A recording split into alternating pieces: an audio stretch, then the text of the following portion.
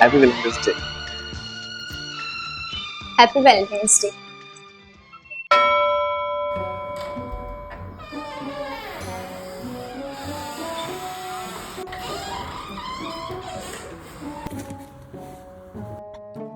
আজকে কি দিন মনে আছে তো?